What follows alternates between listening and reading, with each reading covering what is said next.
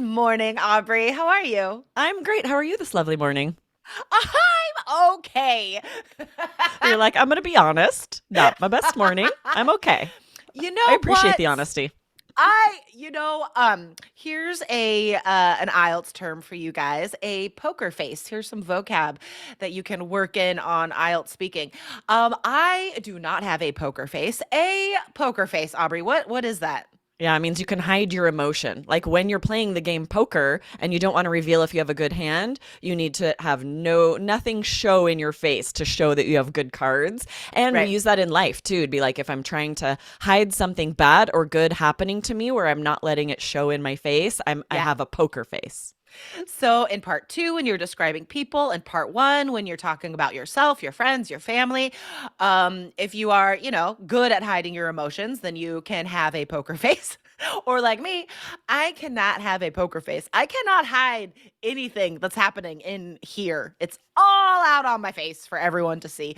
I know. So Um, especially if you guys are watching on YouTube, there's no hiding it, right? Maybe a little in your voice, we wouldn't know for those of you just listening, but on the YouTube, there would be no on the hiding it. YouTube. All right. No, I'm good. I'm good, guys. Don't worry about me. All right. Let's get into today's topic. What are we teaching our IELTS students today, Aubrey? Yeah, grammar, you guys, and pronunciation. So, double threat here today. Some mistakes that we have heard on speaking exams, mock speaking exams that we give, and that we have seen in essays, which are pulling down grammar scores, and on the speaking exam are pulling down both grammar and pronunciation. So, this is Yeah, this is big today. totally. All right, guys. So, plurals. They can be so tricky sometimes. There are some exceptions in English, right? These like little Yes. grammar exceptions that you might not know about. So definitely listen up today because we will improve your IELTS scores. All right. Um, what are the two places of grammar in which we see this is a complicated question in which we see forgotten s's? Yes, guys. First is subject verb agreement. So if the subject requires a plural to make the verb agree, like he sees, and what you say is he see, that is affecting your grammar, right? Mhm. And the second is plurals, right? If you need to a plural noun, the restaurants, and you say the restaurant, then your grammar score is affected by both of those mistakes with plurals. And the thing is, like, these are very simple mistakes. These aren't high level mistakes, right? Like, if you're Right. trying to form the past perfect continuous or something, like, if you're trying to do something fancy with grammar and you make a mistake, that's a high level mistake, right? But these are considered really easy mistakes and they will jump out to examiners in both speaking and writing. So you really need to review these rules and not make these mistakes on test day. Okay. And I So, want to point out that for yeah. you guys listening out there, you may not be aware that you're making this mistake when you're speaking. Because for a lot of my students that I'm giving a speaking exam or in our live group classes, I'll have a very high level student.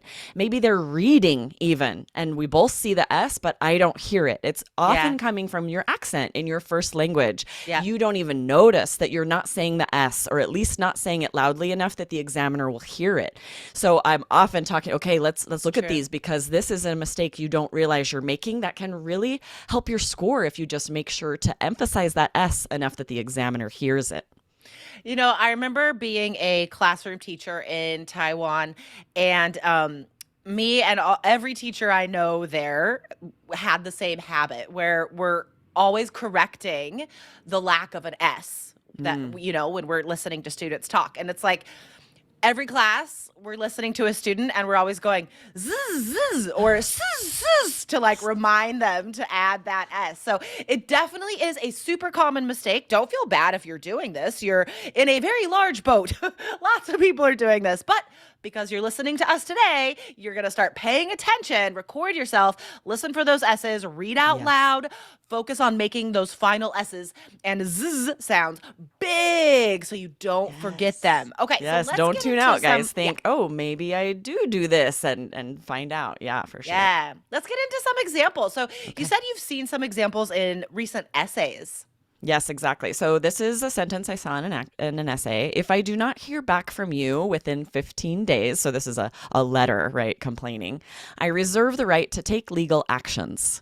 And this is one where action here would be singular. We would always say take legal action. Makes sense that you would think, oh, but I might do more than one action, so I should make this plural. But in English, for this word, we always keep it singular. Legal action, collocated together, singular. Yeah, it becomes sort of a group noun, Right. like a family or people, like these nouns that we don't add s's to, right? These group nouns.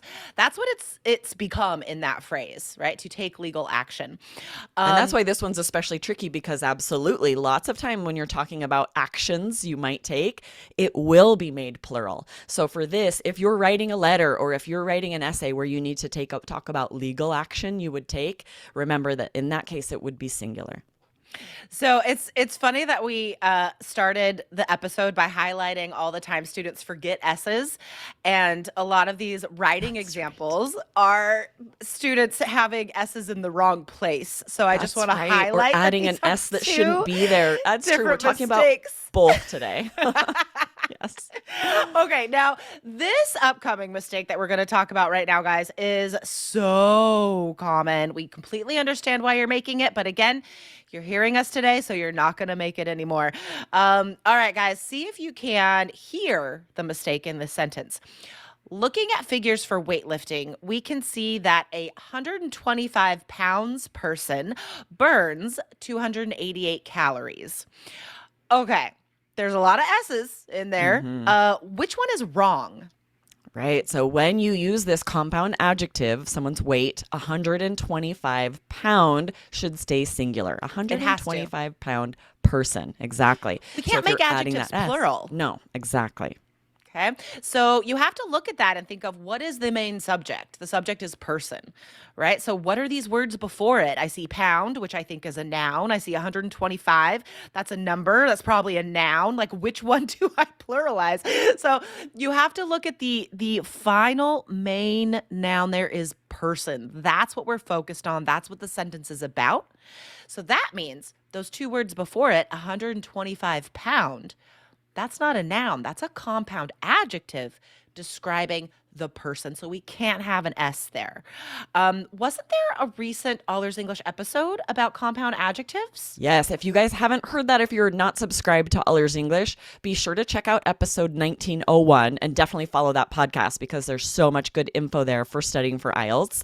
It was called Does English Make You Happy-Go-Lucky? All about compound adjectives, why they need to be hyphenated. In this case, why they either should or should not be plural. This is tricky grammar, but it is very common in English. It's likely to come up on your essays, so definitely check out that episode.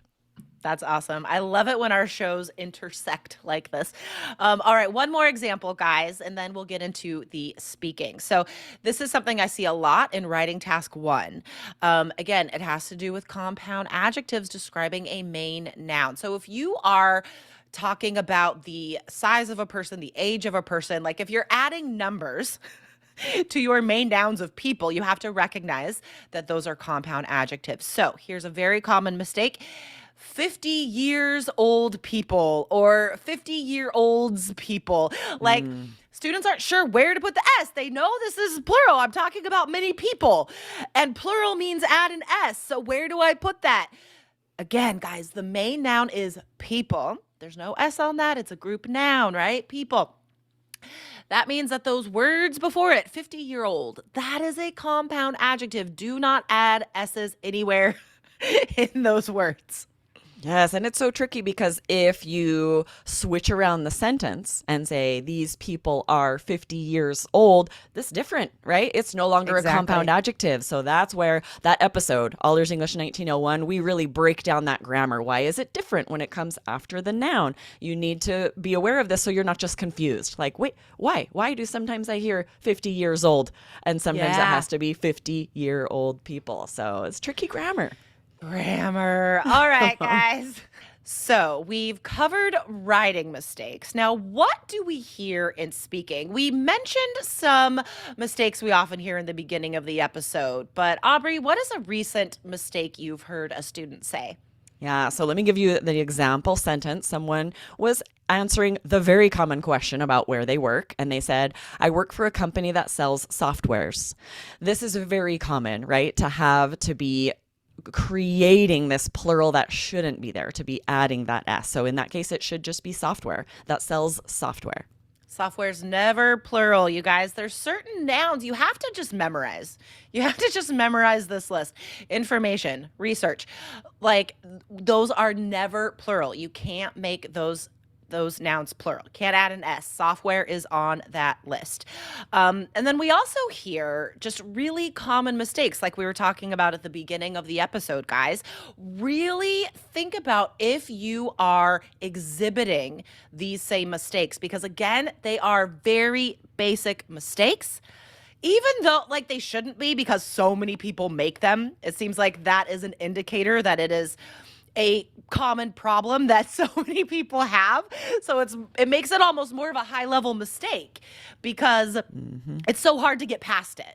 You know what I mean? think about in French, there are a few things where like the accent is always wrong and I don't even hear it until a friend corrects me. I'm like, oh, that's right. I am saying that, that vowel a little bit off. I don't even hear it. I think I'm saying it correctly. And this is often what the mistake is here when you're leaving off the S. Likely due to your first language, you're not hearing it sounds the same to you, right? And so that's where you're going to have to be very proactive about realizing, oh, I do make this mistake and I need to hit those S's harder. Which, in a little sneak peek for tomorrow's episode, because we're going to be talking about listening tomorrow, I want to remind you guys, I've said this before, but I want to remind you guys that your listening ability and your pronunciation ability are directly linked. If you are not saying the words correctly, if you are dropping those final S's, 99% likely you are not hearing them either. So that means you're going to make those mistakes on listening. You're going to be writing singular nouns when it should be plural because you're just not hearing it, right? Exactly. So we're going to read a few sentences and then think about, can you hear the mistake? What should it be? We'll also share that. And this will be a good check for understanding that if you're not really easily hearing the mistake, you might not be hearing it when you're making it yourself, right? Totally. All right, we have 3 sentences for you guys. Listen and see if you can identify the mistake. Here's sentence 1. Whenever I consider trying new restaurant, I check out the menu. Yes. What's wrong Did you there? catch the problem? Right. We would say trying new restaurants, plural. There's no article there. So you're talking about multiple restaurants. Yep, exactly. And so there's no article. We're not talking about one specific restaurant, right? This is a general idea. 0 article, plural noun. Anytime we talk about something in general, it's always plural. You only have a singular noun if you're talking about one specific thing, right? You got to review those plural noun rules, guys. All right, here is sentence 2. My friend liked blue, but I don't know why. Did you hear the mistake? This is about subject verb agreement, right? It should be my friend likes blue. And you got to hit that S hard enough that the examiner hears it and knows your grammar is correct. And you may be asking yourself, how is that a useful IELTS sentence? Well, in speaking part 1, there's a whole group of questions about colors. And one of them is, what are the favorite colors of your friends at the moment? Which is the weirdest question. I know I've told you guys about that before because you got to be ready for anything on IELTS speaking. And that's like one of my favorite examples of weird speaking questions. Okay. So weird. It's like so few people know their friends' favorite colors. I do not. I could not say one. Be ready to make it up, guys. Be ready to make it up. All right. What's sentence 3, Aubrey? When my family travel, we usually go abroad. Ooh, this is a good one. Where's the S missing there, guys? We've mentioned in today's episode family, right? People. These are group nouns. They are treated as singular as far as grammar goes. So this should be when my family travels. So we need that third person singular plus S on that verb. Travels. Whoa, tricky. I would think that's an easy mistake to make. So guys, if you want to find out what you would get on IELTS if you took it right now and not spend any money, go to allearsenglish.com/myscore and take our little IELTS quiz and get some free resources. Awesome. Thanks, Jessica. This was a fun one. Grammar's always fun. All right. Bye, Aubrey. Bye.